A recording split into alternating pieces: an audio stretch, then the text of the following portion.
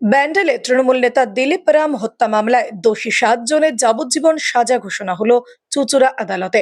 তৃতীয় দায়রা আদালতের বিচারক কৌস্তব মুখার্জি গতকাল 7 অভিযুক্তকে দোষী সাব্যস্ত করেন। আজ তাদের সাজা ঘোষণা হয়।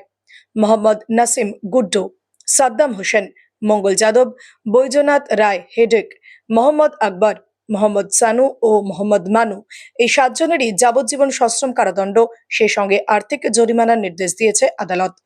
7 জনই জেল হেফাজতে ছিল। 2019 সালের 29শে জুন ব্যান্ডেল স্টেশনের 5 নম্বর প্ল্যাটফর্মে ওঠার সময় তৃণমূল নেতা দিলীপ রামকে পয়েন্ট ব্ল্যাঙ্ক রেঞ্জ থেকে গুলি করে খুন করে দুষ্কৃতীরা। সে সময় দিলীপের স্ত্রী ঋতু সিং ব্যান্ডেল গ্রাম পঞ্চায়েতের প্রধান ছিলেন। তার অভিযোগের ভিত্তিতে তদন্ত শুরু করে পুলিশ।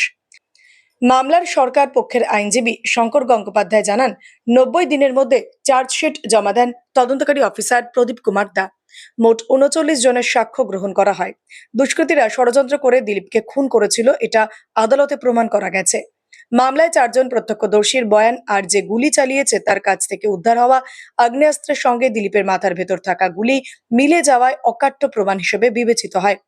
ব্যান্ডেলের মাদক কারবারি মহিলা সমুদ্রী যাদব ওরফে শকুন্তলা দেবীর সঙ্গে দিলীপ রামের বিবাদ ছিল একটি জমি নিয়ে। দিলীপকে সরিয়ে দিতে সমুদ্রী পরিকল্পনা করে 3 লাখ টাকা সুপারি দিয়ে দুষ্কৃতী ভাড়া করে। দুষ্কৃতীরা ব্যান্ডেলের রেইকি করে একাধিকবার। দিলীপ রোজ ব্যান্ডেল স্টেশনের 5 নম্বর প্ল্যাটফর্ম থেকে নৈহাটি লোকাল ধরত। নৈহাটিতে রেলের অফিসে চাকরি করতেন তৃণমূল নেতা। সেদিনও সকাল 9টা নাগাদ ট্রেন ধরতে 5 নম্বর প্ল্যাটফর্মে ওঠার সময় রেল লাইনে তাকে গুলি করা হয়।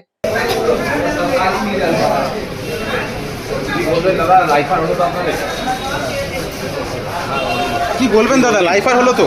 কি বলবে দাদা, দেখছো গন্দা কানুন প্রশাসন নিজে পাওয়ার দেখিয়ে দিল, কোনো ব্যাপার নেই। আপনারা দোষী নয়? আপনাকে দেখে লাগে আমরা বিজেপি লোকে হয়ে টিএমসি নেতা লোককে মারবো? আপনাকে দেখে আপনি লাগে? কি বলতে চাইছেন, দোষী নয়? আমরা নির্দোষী আছি স্যার। আপনি আমাকে বিজেপি ফাঁসানো হয়েছে। আপনি কি বিজেপি করেন? না স্যার, আমাদের কোনো বাবা আমার কোনো বিজেপি করিনি, ছেলে হয়ে আমি কি বিজেপি করবো? গরিব লোক স্যার বলে ফেসে গেলাম।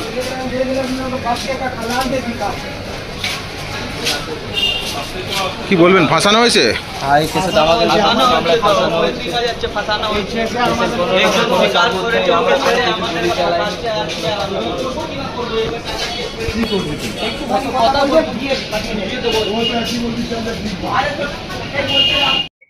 জেনেছিলেন যে ব্যান্ডেলের যে একজন সমাজসেবী ছিলেন দিলীপ রাম, তাকে ব্যান্ডেল স্টেশনে নৃশংসভাবে হত্যা করেছিল এবং সেই হত্যার কারণে কালকে 7 জন যারা যেদিন থেকে অ্যারেস্ট হয়েছে প্রায় 6.5 বছর ধরে, তারা কাস্টডিতে থেকে কালকে তাদের মহামান্য বিচারক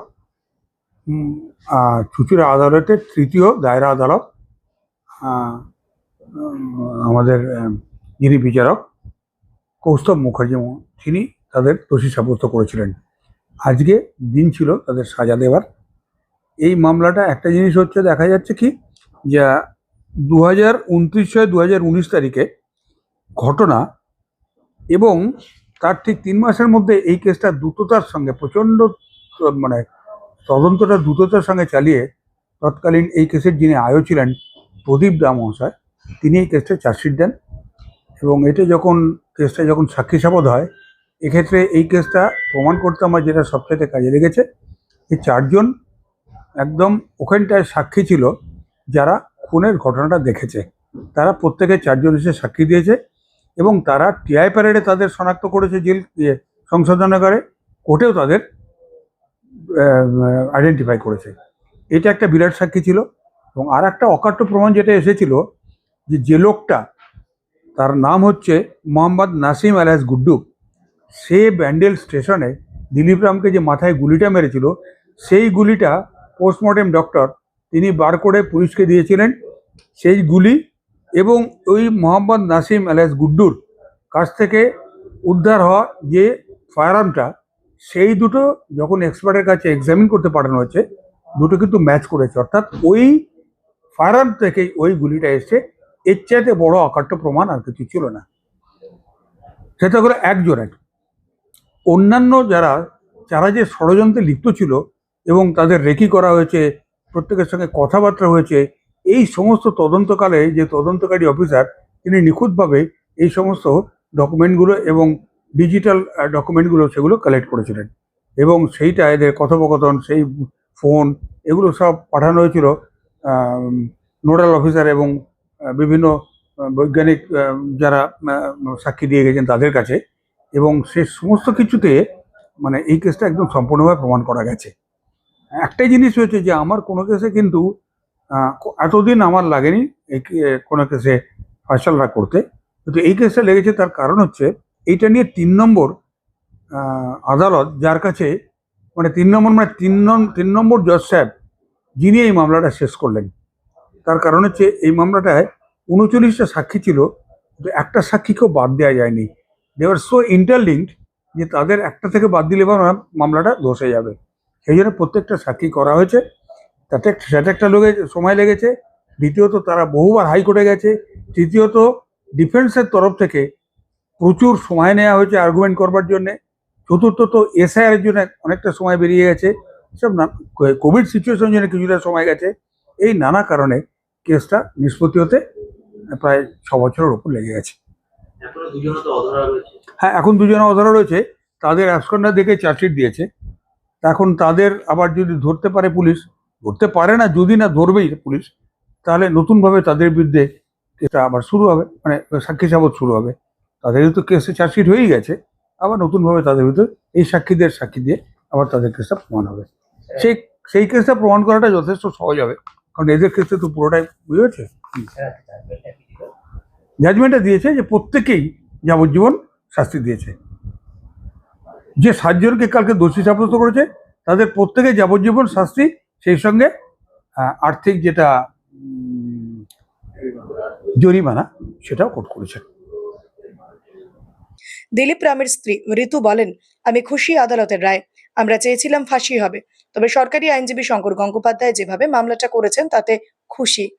এখনো মূল অভিযুক্ত ধরা পড়েনি, তাদেরকেও যেন পুলিশ ধরে। ঘটনার পর থেকে সমুদ্রী যাদব ও তার ছেলে আজাদ ফেরার রয়েছে। সরকারি আইনজীবী বলেন, ফেরার দুজনের বিরুদ্ধে চার্জশিট দিয়েছে পুলিশ। যখন তারা ধরা পড়বে তাদের বিচার শুরু হবে। হ্যাঁ, কালকে তো দোষী হয়ে গেছে 7 জন, কিন্তু আজকে আমাদের এই কোর্টে জাজমেন্টটা হলো, উনি সাজা হয়েছে, আজীবন কারাবাস হয়েছে। এটা আমার মনে হয় আমি বিচার পেয়েছি, খুবই খুশি আমি।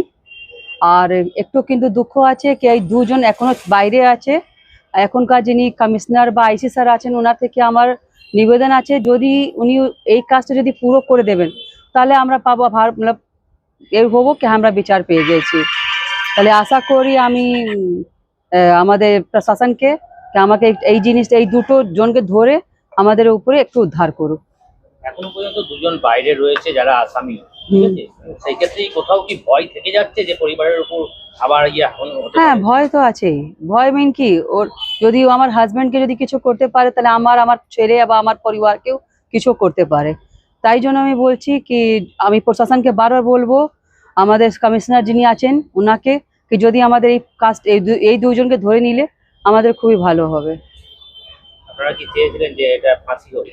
হ্যাঁ, আমরা চেয়েছিলাম কি ফাঁসি হলে, কালকে শ্বশুরও ছিলেন, বাবা ছিলেন, উনিও বললেন কি ফাঁসি হলে ভালো হতো, কিন্তু আজীবন কারাবাস হয়েছে। 14 বছর পর তো আবার ওনারা বাইরে বেরিয়ে যাবেন, সেই ক্ষেত্রে কি কিছু মনে হচ্ছে? দেখা যাক কি হয়। আতঙ্ক কাজ করছে মনে না, আতঙ্ক হচ্ছে না, কিন্তু দেখা যাবে আবার। বিচার ব্যবস্থা খুশি আপনি? হ্যাঁ, বিচার ভাবে খুশি আমি। ঋতু সিং রাম। ব্যান্ডেলের তৃণমূল নেতা দিলীপ রাম হত্যা মামলায় তদন্ত ও বিচার পর্বে যুক্ত ছিলেন চন্দননগর পুলিশ কমিশনারেটের তদন্তকারী অফিসার মহাবীর বেরা। বর্তমানে তিনি ইন্সপেক্টর পদমর্যাদাভুক্ত। ইন্সপেক্টর অরিজিৎ দাশগুপ্ত বর্তমানে তিনি এসটিএফ এর ডিএসপি পদে রয়েছেন। ইন্সপেক্টর প্রদীপ কুমার দা বর্তমানে তিনি বীরভূম জেলার ডিআইবির দায়িত্বে রয়েছেন।